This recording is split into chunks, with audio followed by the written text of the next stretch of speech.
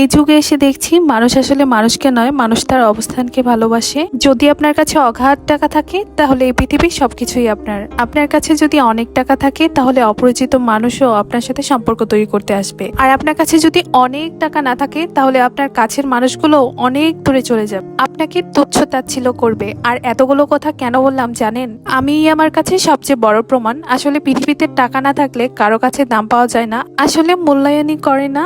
যখন কিনা মানুষের দেওয়া ছোট্ট ছোট্ট কষ্টগুলো মনে রেখে সফলতা অর্জনের আশায় এগিয়ে যাবেন, ইনশাল্লাহ তখনই সফলতা অর্জন করতে পারবেন। বড় হওয়ার পর থেকে বুঝতে পেরেছি মানুষের ভালোবাসা পাওয়ার জন্য ভালোবাসা নয়, আসলে টাকা দিয়ে মানুষের ভালোবাসা জয় করতে হয়। ইনশাল্লাহ আমিও একদিন সফল হব। এই সফলতার পিছনে আপনাদের অনেক অনেক সাপোর্ট এবং ভালোবাসা চাই।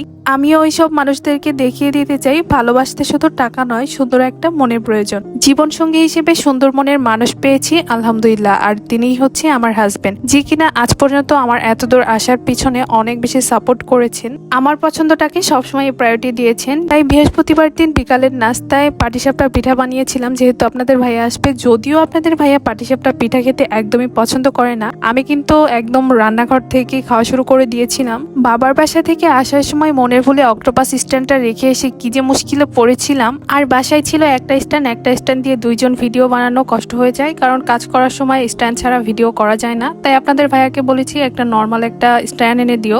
সেই সাথে দেখে একটা সেলফি স্টিকও এনে দিয়েছে। এই স্টিকটাও মোটামুটি মজবুত ছিল, এর আগে দারাজ থেকেও আমি এই স্টিকটা নিয়েছিলাম। এখন যেহেতু আমের সিজন, কাঁচা আম থাকতে কিন্তু আচার দিয়ে দিতে হবে। বাসায় এসে দেখি শাশুড়ি মা অলরেডি তেলের আচার দিয়ে দিয়েছে। আমার হাজবেন্ড কিন্তু তেলের আচার খেতে অনেক পছন্দ করে, আবারও বাজার থেকে এনেছিল। এই আমগুলোকেও আবার একটু ছাদে শুকাতে দিলাম, ভাবি আবার এগুলোকে কেটে দিয়েছিল। রোদের অভাবে পর্তলিকা গাছগুলো প্রায় মরে গেছে, তাই ছাদে এনে দিয়েছিলাম। দেওয়ার বাজার থেকে তরমুজ নিয়ে এসেছিল, তাই টাটকা টাটকা কেটে নিলাম খাওয়ার জন্য। তরমুজটা দেখতে যতটা সুন্দর ছিল, খেতে কিন্তু একটুও মজা না। ওই যে একটা কথা আছে না, উপরে ফিটফাট ভিতরে সতর্কাট, এটা তো ভিতরেই ফিটফাট, কিন্তু খেতে একদমই বাজে ছিল।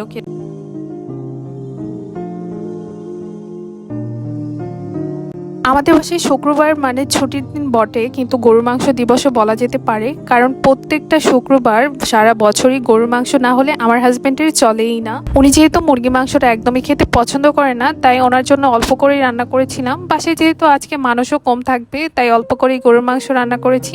শাশুড়ি মা পোলাও রান্না করেছিল। মাংস আর শুধু পোলাও তো ভালো লাগে না, তাই ভাবলাম একটু কুমড়া ফুলের বড়া বানিয়ে ফেলি, যেহেতু আজকে টাটকা টাটকা সকালে ফুল এনেছিল বাজার থেকে। আমি বেসন দিয়ে একদম মচমচা করে ভেজে নিব, আপনারা চাইলে ডিম দিয়েও ভেজে নিতে পারবেন। যারা আমার ভিডিওটি এই পর্যন্ত দেখেছেন তাদের কাছে রিকোয়েস্ট থাকবে আমার ভিডিওতে একটা লাইক করবেন, এবং সেই সাথে ভালো লাগলে কমেন্টস এবং বন্ধুদের সাথে শেয়ার করতে পারেন। যাই হোক, আমি আজকে সরিষার তেল দিয়ে ভাজছি, আপনারা চাইলে সয়াবিন অথবা সাদা যে কোনো ধরনের তেল দিয়ে ভাজতে পারেন। তবে সরিষার তেল দিয়ে ভাজলে যে কোনো ভাজার আইটেম কিন্তু খেতে অন্যরকম মজা হয়, যদিও ভাজতে গেলে ফেনা ওঠে, একটু ভাজতে সমস্যা হয়। অনেকেই কিন্তু কুমড়া পাতার মতো কুমড়া ফুলের বড়াটাও ডাল বেটেও বানিয়ে থাকে, আমিও কিন্তু মাঝে মাঝে বানাই। আসলে এক একটা টেস্ট এক এক রকম, সবভাবে বানিয়ে খেয়ে দেখ। শুক্রবারে যেহেতু একটা সাপ্তাহিক বাজারে ঝামেলা থাকে, তাই কাজ করে কেন জানি আগাতে পারি না।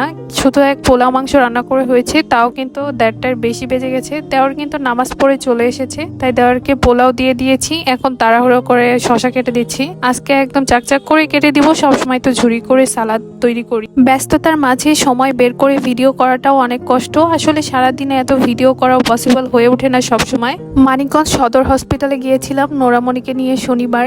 এই গরমে বাচ্চাদেরকে টেক কেয়ার বা সুস্থভাবে রাখাটা সবচেয়ে বেশি কঠিন কাজ, তারপরেও কেন জানি অসুস্থ হয়েই পড়ে। সকল মাদের বলবো বাচ্চাদেরকে একটু সাবধানে দেখে রাখবেন। এই গরমের মাঝে হসপিটালের বাইরে আমি আর নোরামণি দাঁড়িয়ে থাকতে থাকতেও নাজেহাল। পরে কুলফি আইসক্রিম এবং মাঠা খেয়ে নিলাম। স্ত্রীর প্রতি আত্মবিশ্বাস এবং ভালোবাসা থেকেই কিন্তু একটা পুরুষ তার আমানতগুলো তার স্ত্রীর হাতে তুলে দিতে পারে। ঠিক আমার হাজবেন্ডও কিন্তু তার আত্মবিশ্বাস থেকে এই টাকাগুলো আমার হাতে তুলে দিয়েছে, যদিও দেওরকে দেওয়ার জন্য। অনেকেই কিন্তু এই ভিডিওটা দেখে অনেক খারাপ মন্তব্য করেছেন, তাদের উদ্দেশ্যে বলবো আমি টিকটক দেখে ইন্সপায়ার হয়ে এই ভিডিওটা করেছি।